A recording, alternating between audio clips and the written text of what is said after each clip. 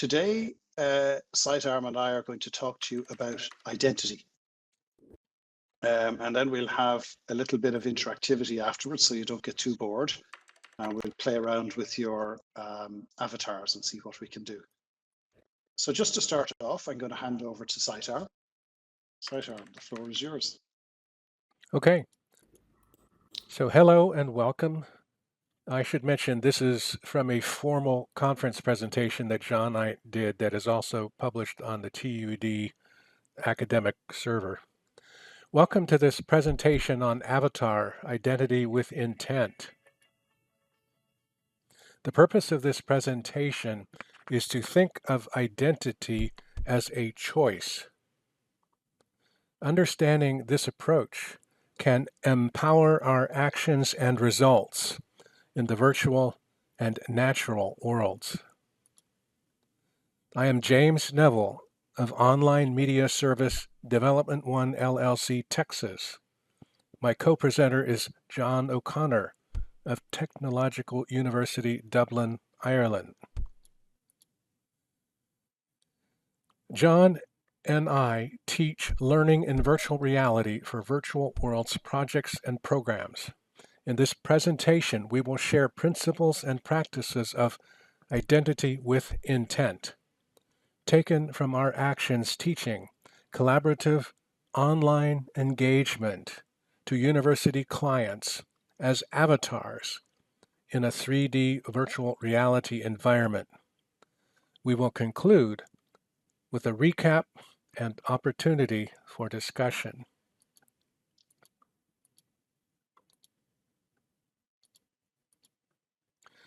We like to include interactivity in our teaching. So to begin with, please take a pencil and a piece of paper and draw a line top to bottom, dividing it into two columns, just like it shows on the slide. Label the first column what the presenter says, and label the second column my thoughts and responses. As you listen to our presentation, please feel free to jot notes on what we say and what you think about it in the two columns. We call this technique bicameral note-taking and find it helpful in maintaining focus and relevance. Principles and Practices, Part 1. Over to you, John. Okay. So we have a writer here in Ireland called Moncán McGann. Some of the Dublin students might have heard of him. His name has no direct English translation. He writes primarily in the Irish language, and in his recent book, 32 Words for Field, he talks about spending summers in Kerry in Ireland as a child. It's a rural part of the country where Irish remains the first language, and the locals would greet him with "Loch tu," which literally means, "Isn't it yourself?"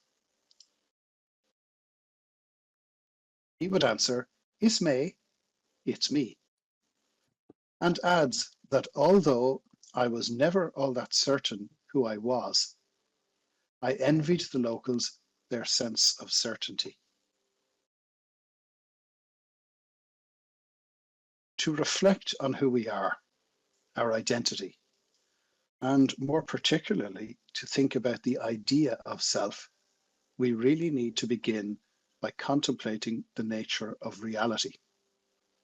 There are various lenses through which reality can be considered: scientific, religious, philosophical, or artistic, for instance.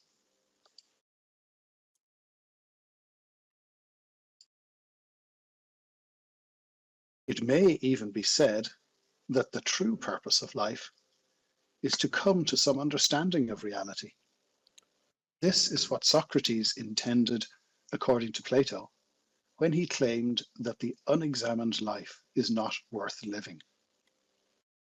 Plato also acknowledged that this examination is far from simple. He explains this in the allegory known as Plato's cave. I asked ChatGPT earlier this week to tell me the story, and here's the result. Imagine a group of prisoners who have been confined in a dark cave since birth. They are chained in such a way that they can only face a blank wall. They cannot turn their heads or move. Their entire world is what they see on that wall. Behind the prisoners, there is a fire. Between the fire and the prisoners is a walkway where people pass by carrying objects, such as statues and other items. The fire casts shadows of these objects onto the wall in front of the prisoners. Because the prisoners have never seen the real objects, or even the people carrying them, they believe that the shadows are the only reality. One day, a prisoner is freed from their chains and compelled to leave the cave. At first, the light outside the cave is blinding, and the prisoner is overwhelmed. Slowly, their eyes adjust to the brightness, and they begin to see the world beyond the cave: trees, animals, the sun, and the vastness of reality.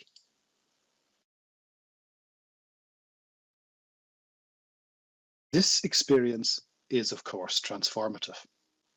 The prisoner realizes that the shadows on the cave wall were mere illusions, and that there is a much richer and more complex reality outside the cave.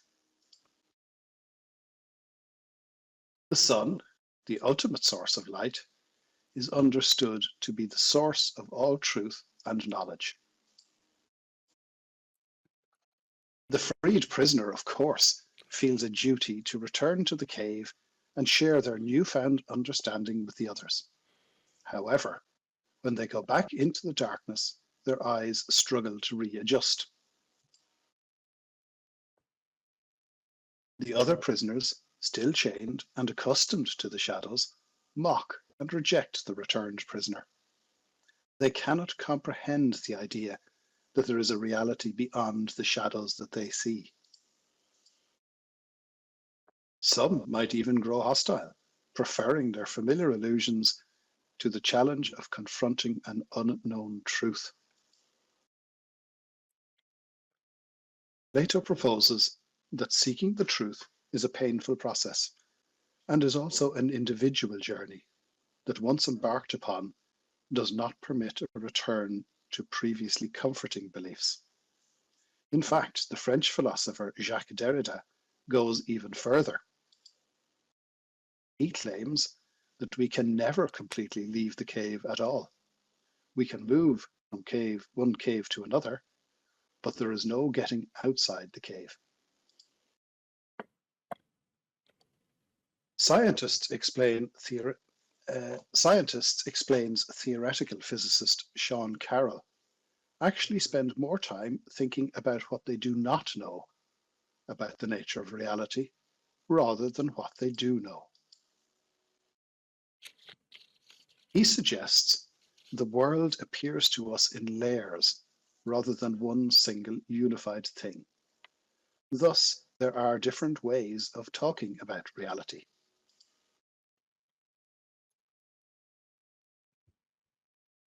For example, in one layer, a chair can be described in terms of its physical manifestation, as a materialistic object with shape and form. It is made of cloth and fabric and wood and metal. In another layer, the chair is a collection of atoms, of elementary particles held together by the laws of physics. He concludes that the feature of reality excuse me, that is worthy of our consideration is that there are many overlapping, seemingly different, but ultimately compatible ways of talking about it. Alan Wallace, who is a well-known Buddhist and scholar, quotes the early American pioneer in psychology, William James, and he said that what we attend to is what we wind up taking to be real, and that which we don't attend to fades out. Wallace is really concerned that the weakness with modern science is that we have overlooked the nature of the observer. It would be completely inaccurate to suggest that he equates the observer directly with the self, but his proposition affords the opportunity to explore the self and think about how identity arises. The philosopher Daniel Dennett tells us that what makes the self is a whole big collection of memories and projects and plans and likes and dislikes, a psychological profile perhaps.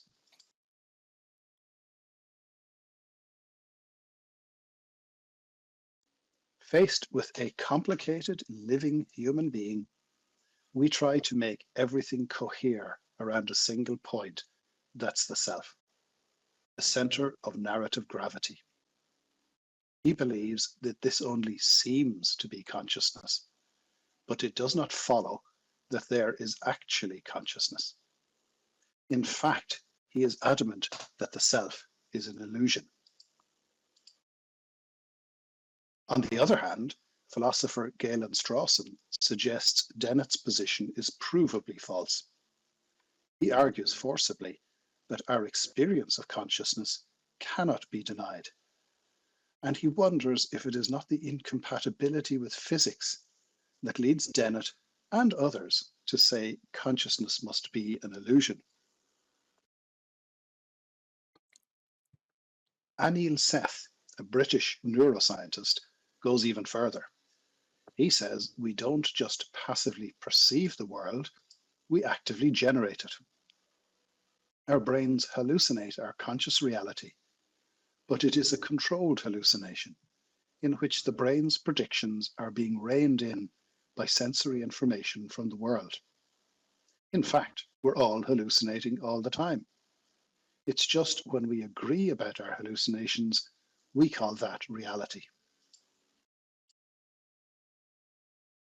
Well, as if all of this doesn't make it hard enough for us to understand who we really are in the natural world, when we join Second Life, we are required to develop yet another identity in the form of an avatar. At first, this may seem quite straightforward. We start by selecting a name, then choosing a look from a selection of avatar archetypes. It is only as we become settled residents that questions of identity begin to bubble up in earnest. Do I want my avatar to reflect my natural world identity or something completely different? Will I be exploring an aspect of my personality that might not be possible to do in the natural world? Or am I just having some fun? Why not be a zombie or a furry or even a collection of geometric shapes?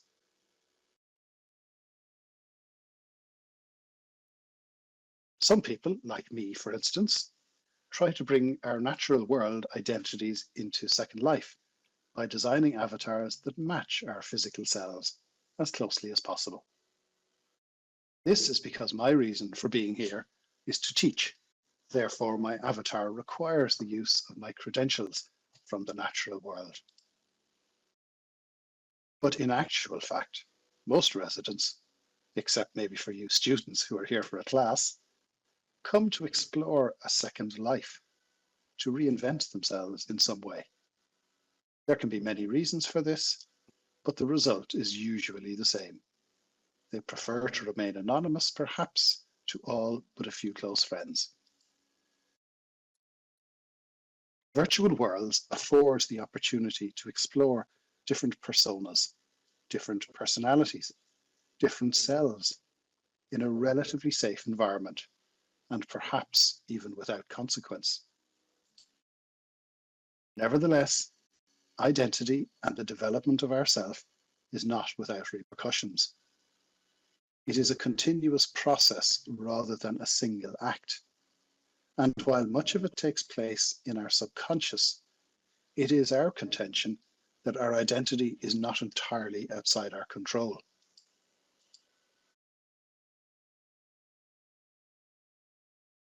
In ancient classical theatre in Greece and Rome, actors held different masks up to their faces to project characters.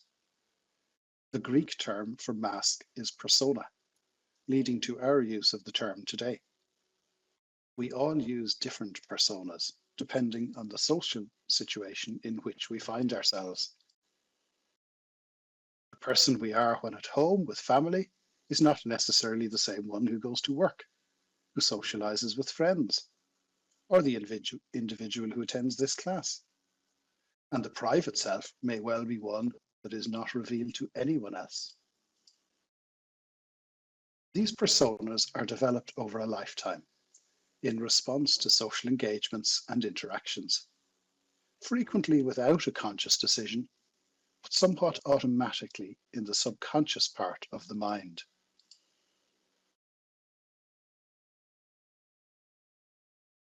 Our identity, then, is composed of these many personas.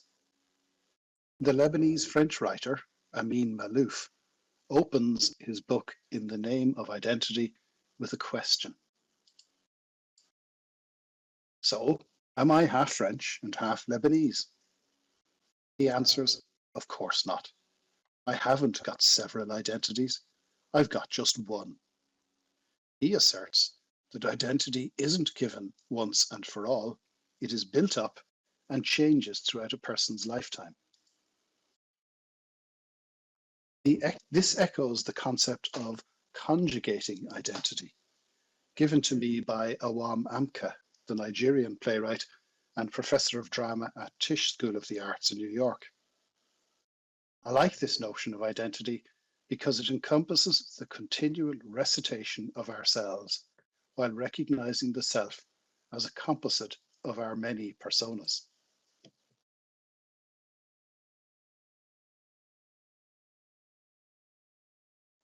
Now, let's consider the term avatar for a moment.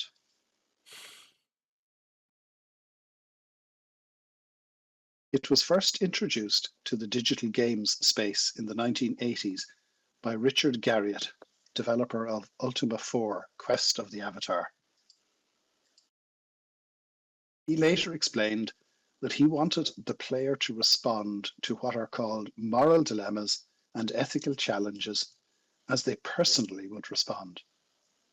He said that the character you were creating in the game, I wanted to be you, not your alter ego. He intentionally appropriated the ancient Sanskrit term that describes the manifestation in the physical world of a deity from the spiritual realm, realizing it was a perfect fit for the game. Neil Stephenson went on to popularize the term in his 1992 novel Snow Crash, which also introduced the term metaverse and was a significant influence on the development of Second Life. And that term is now commonly used to describe our digital manifestations in most online applications. Garriott may well have unwittingly bequeathed us an important approach for interacting with technology. The inherent power vested in the term is a reminder that our tools, no matter how complex or sophisticated, are our own conceptions. As I explained in the class about Marshall McLuhan a few weeks ago, one of my colleagues at TU Dublin, Professor of Philosophy Noel Fitzpatrick, notes the origin of the word technology in ancient Greek, techne, meaning a system or a method of making or doing, an art or a craft, a technique or a practice. This supports the broader understanding of technology not just as a tool, but more importantly as a form of becoming human. Through techne, all forms of techniques and practices, we become who we are, both as individuals and as a society. An avatar permits embodiment and facilitates intervention in virtual world environments, thereby affording the opportunity not only to explore the virtual, but also to consider what it truly means to be human, whether inhabiting the natural world or virtual environments. Understanding the fluidity of identity as something we can intentionally affect, develop, and even choose can be simpler in virtual worlds. The very name, Second Life, offers that coveted opportunity to start over again, erasing the mistakes of the past and taking on a fresh persona. While it is important to recognize the influence that a lifetime of conjugating identity has upon us, the act of inhabiting an avatar provides the possibility of intentionally adopting a new persona. The act of observing our avatar in the virtual space gives just enough sense of distance to allow conscious self-determination to get a foothold.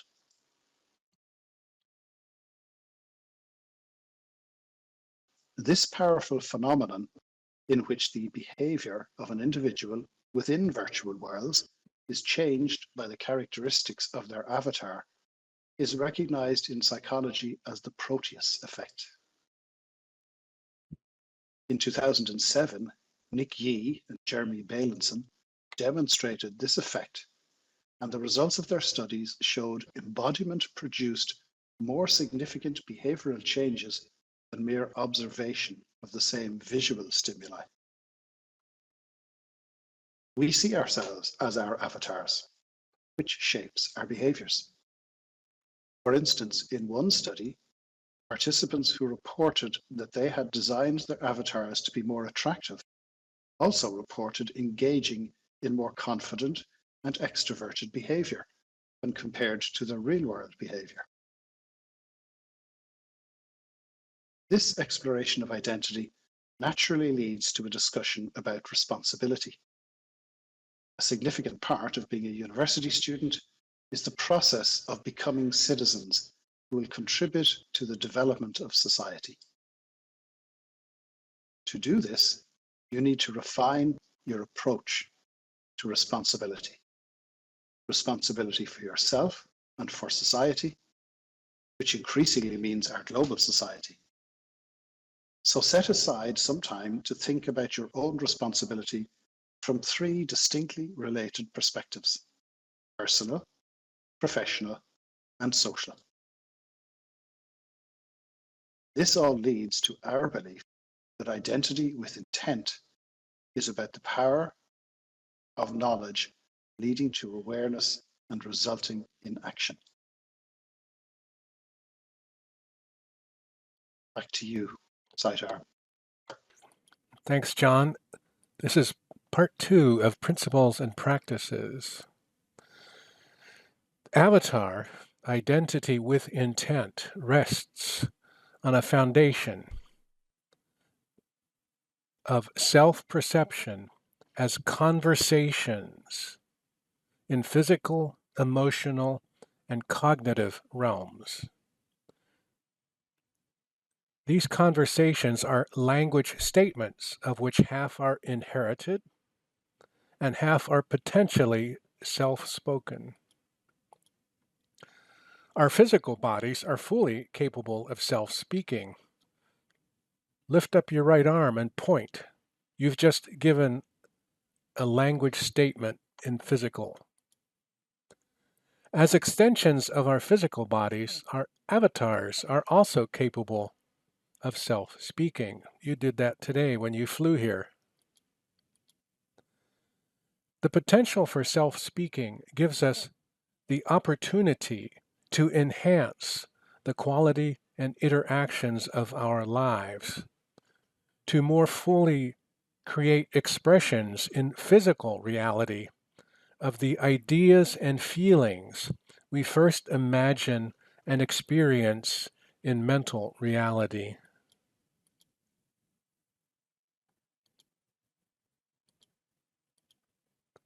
Identity as avatar. Perceiving in practice the fluidity and power of our ability to self-speak ourselves is perhaps easier to comprehend when we create and operate as our own avatars. This experience of freedom can reflect back to reshape our experience of our physical existence. The writer Jane Roberts wrote that we create our own reality. It might better be stated, we create our own experience of reality. We create our experience of reality through how we move, feel, think, act, and speak. Speech acts. The entrepreneur Fernando Flores created workshops called Conversations for Action based on his work with computer language and the language theory work of J.L. Austin and John Searle. Flores' work was influential in the development of the modern coaching industry. Conversations for Action coached participants in distinguishing speech acts such as promises, requests, assertions, and declarations. I have found these action statements useful in working with myself and others. Ontological self-speaking. My experience and practice rely heavily on the learnings and experiences of many practical seminars, workshops, and trainings. I put my focus on trying and testing what works. I adjust as needed and add effective techniques to my body of practice. I blend many models into a multi-tool hybrid toolkit. So, in my work, I have come to see myself and others as ontological beings existing in the realm of self-speaking.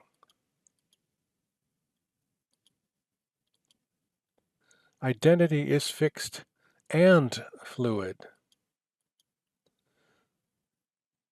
Our existence as physical and emotional beings is relatively fixed, frozen by the biological bodies and socio-economic environments into which we are born. This physical and emotional existence is somewhat subject to positive change through exercise, habits, migration, and the trusted counsel of others. Our existence as ontological beings in language is relatively fluid, flowing. It is based on language statements that are open to personal awareness and adjustment. This ontological existence is highly subject to positive change through awareness of our inner declarations, through training, practice, and the trusted counsel of others. Our power lies in awareness of where we have something to say about it. This is identity by declaration. We have the ability to edit what we say about ourselves.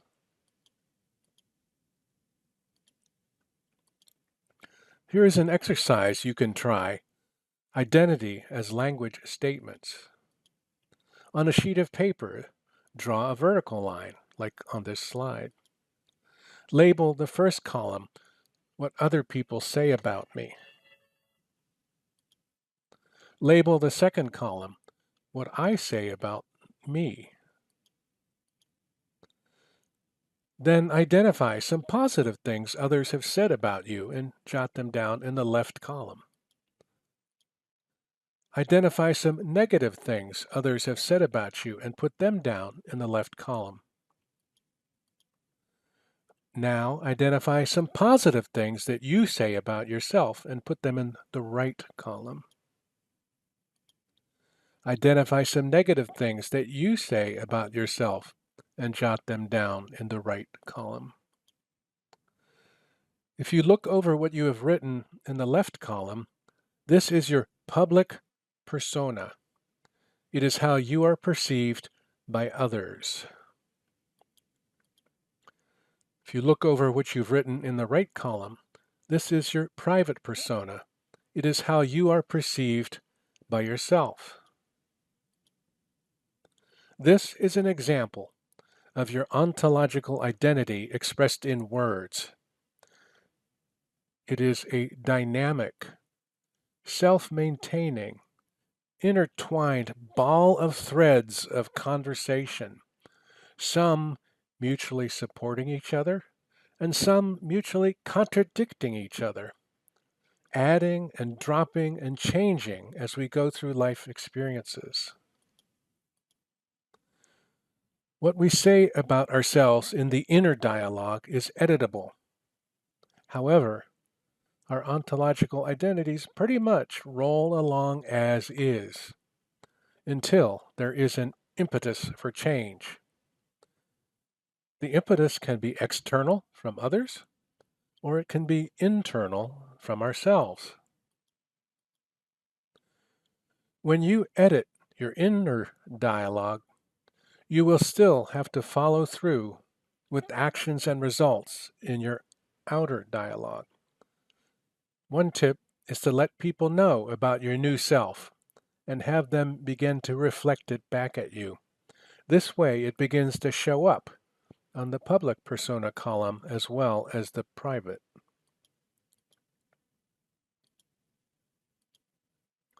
An example. Here is a personal example of self-editing. On the left are labels I have heard applied to me in the past. I'm a perfectionist. I have a stick up my butt. On the right is what I say about it. When the logistics are impeccable, the event is transformational. While I acknowledge the critiques on the left, I give my attention and actions to the declaration on the right, and I act in the public world to make the private declaration real.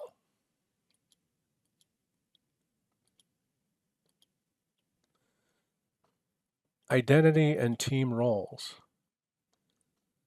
We use conversations for action and ontological principles in working with teams through coaching our clients to operate as effective team members. I see all my clients as having the potential to be effective leaders. I define a leader as someone who sees what's missing like a possibility and speaks it into existence. I see a new group of clients, none of whom are responding in the project when asked to speak up. I see that their leadership is missing like a possibility, and that my goal over the engagement is to help them speak their leadership into existence. Behaviorally, I call on each one of them until they at least say or type something, and then I acknowledge them and thank them. Their self-conversation has moved from, I am not someone who speaks up in this project, to, I am someone who can speak up in the project on demand. The teams are asked to elect officers. Then the teams are each called to the front. Each team is asked, who is the team leader? Some clients don't say a word. Some speak up. I acknowledge them all, no matter what they say or don't say. Their self-conversation has moved from, I am someone on my own, to I am someone belonging to a team. Sometimes I get a client who says, I guess I'm the team leader, and I acknowledge them. From there on, their internal conversation has moved from, I guess I'm the team leader, to I am the team leader. And I reinforce this new self-perception at every opportunity, introducing and referring them to others as the red team leader, the blue team leader, the green team leader, and so on.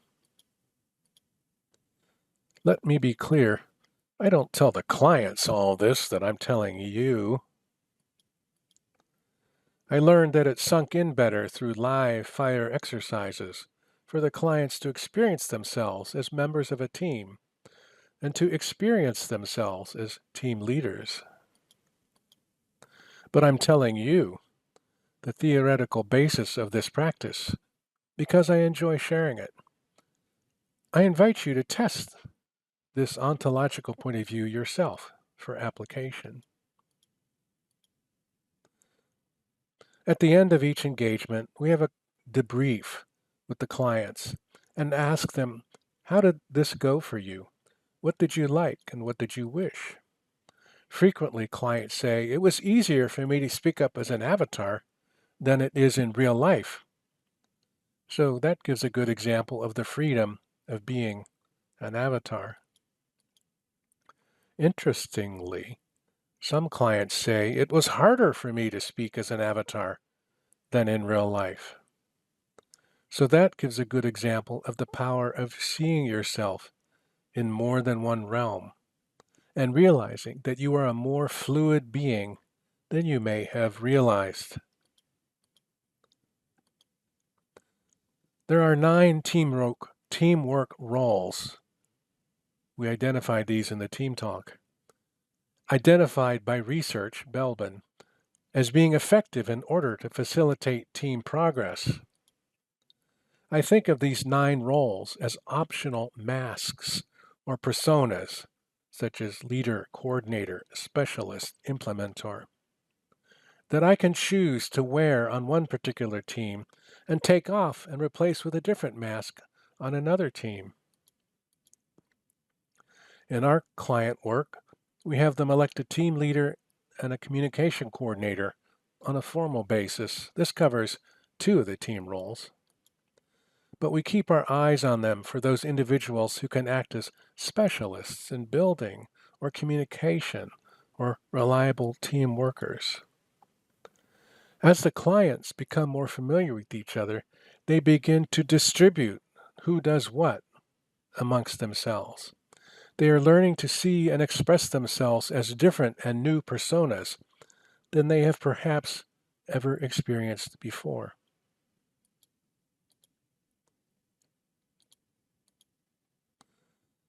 Organization development. We use conversations for action and ontological principles in strategic planning work with organizations through visioning sessions, where we ask them to see what's missing like a possibility. In this case, the future of the organization does not yet exist. It could be forecast, more of the same of what we're doing now, or it can be visioned and created as something bigger that cannot yet be seen. I see the future existence of the organization as missing like a possibility, and arrange live fire sessions for the officers to begin to self-speak and experience their group as a bigger, bolder entity, including but also expanding beyond what they have already achieved. I reinforce this new self-perception at every opportunity, introducing and referring them to others as the evolving world-class organization that they are.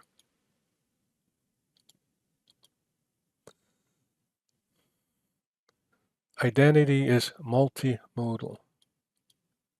In the physical realm, we experience ourselves through 21 separate senses and through speech. In the avatar realm, we experience ourselves only in sight, sound, movement, and words. But that's enough to open our perception of the ability to self-speak who we are.